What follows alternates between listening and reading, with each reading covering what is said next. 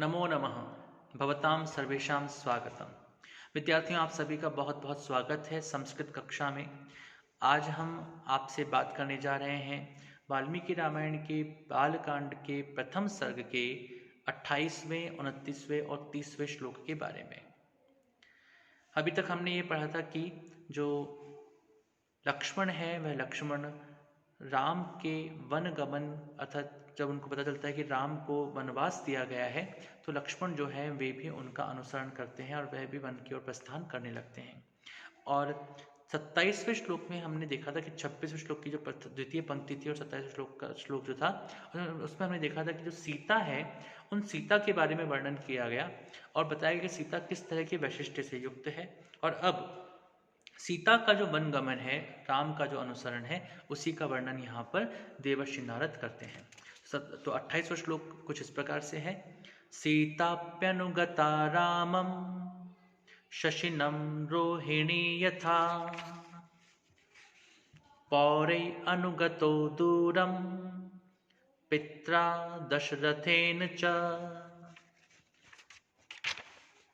सीता अपि अनुगता रामम शशिनम रोहिणम यथा शशिनम रोहिणी यथा पौरे अनुगतो दूरम पित्रा दशरथेन च। राम का जो वनगमन था, राम का जो वनवास था, यह एक ऐसी घटना है जिस घटना के लिए कोई भी विश्वास नहीं कर पा रहा था कि ऐसा भी कुछ हो सकता है।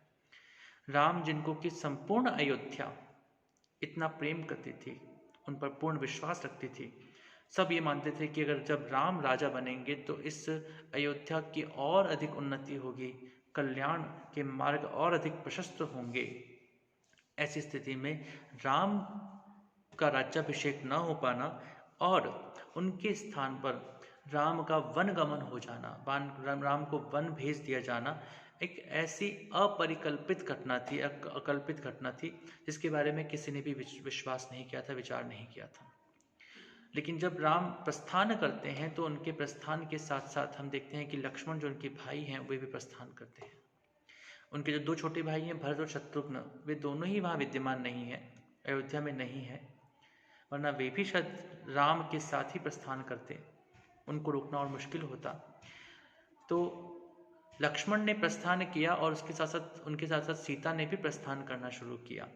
और केवल सीता ने नहीं बल्कि उनका अनुगमन करते करते वहाँ के जो नगर निवासी थे वे नगर निवासियों ने भी उनका अनुगमन करना शुरू कर दिया और यहाँ तक कि उनके पिता दशरथ ने भी उनका अनुगमन किया। वे उन सबको लग रहा था कि राम जो हैं वे वन को ना जाएं, हम कैसे न कैसे करके राम को वन गमन से रोक सकें। राज्याभिषेक होना या नहीं होना ये इतना अधिक महत्वपूर्ण नहीं था, लेकिन राम का विरह उससे भी दुखद घटना थी, उससे भी हृदय विदारक घटना थी। और इसके बारे में सबका जो चिंतन था वह यही था कि राम को यहाँ से नहीं जाने देना चाहिए। लेकिन राम बड़े ही अडिग स्वभाव के व्यक्ति थे और राम ने स्पष्ट रूप से कहा कि पिता का आदेश है और माँ की इच्छा है तो ये तो पूर्ण होनी ही चाहिए। यदि एक पुत्र के रूप में मैं अपने पिता के आदेश को और अपनी माता की इच्छा को पूर्ण नहीं कर सका तो फिर मैं किस प्रकार का पुत्र होऊंगा। और इसी कारण से वे वन गमन की ओर प्रस्थान करते हैं। सीता जो है वे राम की अर्धांगिनी है, राम की प्रिया है। राम निश्चित रूप से सीता को वन की ओर ले जाना नहीं चाहते थे, लेकिन अपनी पत्नी की इच्छा को पूर्ण करना भी एक पति का दायित्व होता है। और सीता अपने पति का अनुगमन ना करे यह भी सीता को ठीक नहीं लगता था। इस कारण से सीता ने भी राम का ही अनुगमन किया। और इसी बात को यहाँ पर 28वें श्लोक में महर्षि नारद कहते हैं। वे कहते हैं सीता अपि अनुगता राम शशिनम रोहिणी यथा। इसका एक बार अन्वय करेंगे तो यहाँ पर आता है कि जो वह वधु सीता थी वह सीता अपि भी रोहिणी शशिनम यथा रामम अनुगता। तो जो सीता है उन सीता ने भी राम का अनुगमन किया। सीता अपि सीता ने भी रामम राम का अनुगता अनुगमन किया रोहिणी शशिनम यथा, यथा रोहिणी, जैसे रोहिणी नाम का जो नक्षत्र है वह नक्षत्र चंद्रमा, शशिनम अर्थात चंद्रमा का अनुगमन करता है। जिस प्रकार से रोहिणी नाम का नक्षत्र सदैव चंद्रमा का अनुगमन करता है, अनुसरण करता है, उसी प्रकार वधू सीता ने भी राम का अनुसरण किया, अनुगमन किया, उनके पीछे पीछे वन की ओर प्रस्थान किया। और यहाँ पर बात खत्म नहीं होती, आगे कहते हैं पौरे अनुगतो दूरम पित्रा दशरथेन च। पौरे, पौरे अर्थात पूर्व निवासियों के द्वारा, अर्थात जिनका पूर्ववासियों ने, और पिता दशरथेन च, और पिता दशरथ के द्वारा भी दूरम अनुगतः, दूर तक अनुसरण किया, दूर तक वे उनके पीछे पीछे चलते गए। तो यहाँ पर हम देखते हैं कि सीता ने राम का अनुसरण किया, सीता भी वन की ओर प्रस्थान करती है, अर्थात राम, लक्ष्मण और सीता ये तीनों ही वन की ओर प्रस्थान करते हैं। और उनके पीछे पीछे जो अयोध्या के निवासी हैं वे निवासी, और यहाँ तक कि उनके पिता दशरथ भी कुछ दूर तक चलते चले। इसके बाद में आता है 29वां श्लोक। 29वें श्लोक में इस प्रकार से नारद जी इसका वर्णन करते हैं। शृंगवेरपुरे सूतं गंगाकूले व्यसर्जयत् गुहमासाद्य धर्मात्मा निषादाधिपतिं प्रियम्। इसका अन्वय करते हैं। धर्मात्मा गंगाकूले शृंगवेरपुरे प्रियम निषादाधिपतिम गुहम आसाद्य सूतम व्यसर्जयत।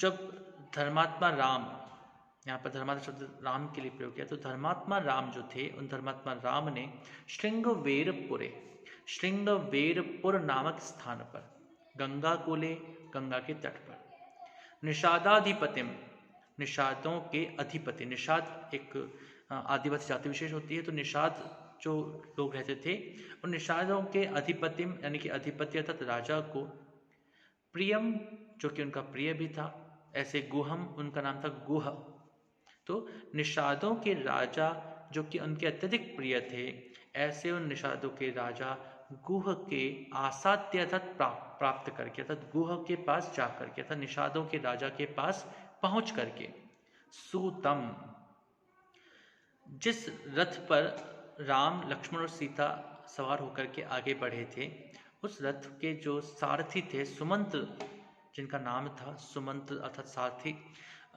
उन सारथी को व्यसर्जयत, फिर से लौटा दिया, फिर से भेज दिया कि अब आप चाहिए अयोध्या की ओर, और अब हम वन की ओर प्रस्थान करेंगे, अब हम वन में रहेंगे। तो यहाँ पर शृंगवेरपुर नामक स्थान पर, जो कि गुह नाम के निषादों के राजा की राजधानी था, उस स्थान पर पहुंच करके और राम ने सूतम अर्थात अपने सारथी को, अर्थात सुमंत्र को फिर से अयोध्या की ओर प्रस्थान करने के लिए कहा। इसके बाद आता है 30वां श्लोक।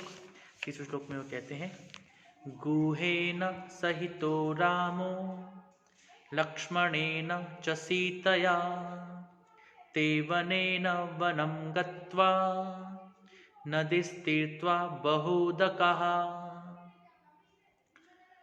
गुहेन सहितो रामो लक्ष्मणेन च सीतया ते वनेन वनं गत्वा नदीस्तीर्त्वा बहुदकः। श्री राम जो थे वे किस प्रकार से अब उससे आगे बढ़ते हैं और वन की ओर, वन गमन की ओर अपने कार्य को, अपने प्रस्थान को और अधिक आगे बढ़ाते हैं, तो इसी का वर्णन यहाँ पर करते हैं। और वे कहते हैं कि गुहेन लक्ष्मणेन सीतया च सहितः। इसका अन्वय इस प्रकार से है, गुहेन लक्ष्मणेन सीतया च सहितः रामः ते त्रयः वनेन वनं गत्वा बहुदकाः नदीः तीर्त्वा।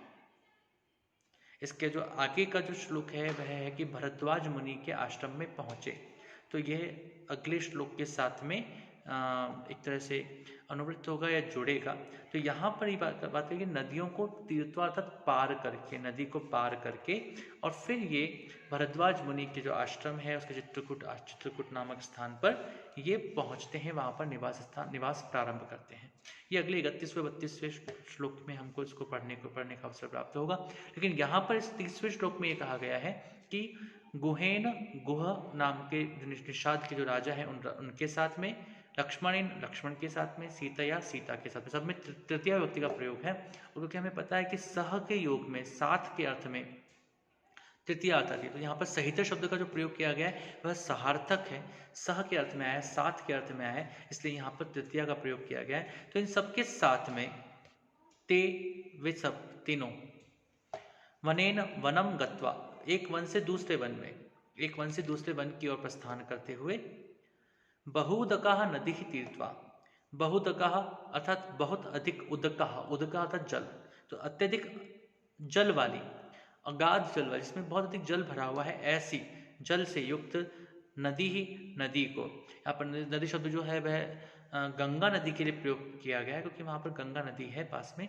तो गंगा नदी को तीर्थवा पार करके और फिर वे चित्रकूट में निवास करने लगे, भरद्वाज मुनि के आश्रम के पास निवास करने लगे। इस तरह का वर्णन यहाँ पर इसमें उनको आगे करना है, लेकिन यहाँ पर 30वें श्लोक के अंदर यहीं पर बात वो खत्म करते हैं कि, और इसकी अनुवृत्ति जो है वो हम ये इससे लेंगे कि वे चित्रकूट में निवास करने लगे, और फिर भरद्वाज मुनि के शासन या फिर आश्रम की ओर प्रस्थान करके और फिर चित्रकूट में प्रवेश करते हैं। तो इस प्रकार से यहाँ पर हमने देखा कि जो 30वां श्लोक है इसमें 28, 29 और 30 इन 3 श्लोकों के अंदर पहली बात ये बताई गई कि सीता ने भी राम का अनुगमन किया, उसके बाद में पूर्व निवासियों ने और दशरथ ने भी उनका अनुगमन किया, उसके बाद राम जो है वे निषाद राज गुह के पास पहुँचे और वहाँ से उन्होंने सुमंत्र अर्थात उनके सारथी को पुनः अयोध्या लौटने के लिए कहा, और उसके बाद में गुह अर्थात निषाद राज के साथ में उन्होंने नदियों को पार करते हुए और आगे बढ़ना प्रारंभ किया। तो इस प्रकार से आज हमने देखा कि ये 30 श्लोक हमने पूरे कर लिए हैं, और इसके अगले श्लोकों का भी हम अध्ययन जारी रखेंगे। आप सबका बहुत बहुत धन्यवाद। इन 30 श्लोकों को आप अच्छे से पढ़ें और समझें, और प्रयास करें कि इन सभी श्लोकों को आप समझ सकें। कोई भी समस्या हो तो उसके लिए निश्चित रूप से हमसे बात करें, समस्या का समाधान करने का हम मिलकर के प्रयास करेंगे। नमो नमः। शुभम भवतु। पुनर्मिलामः।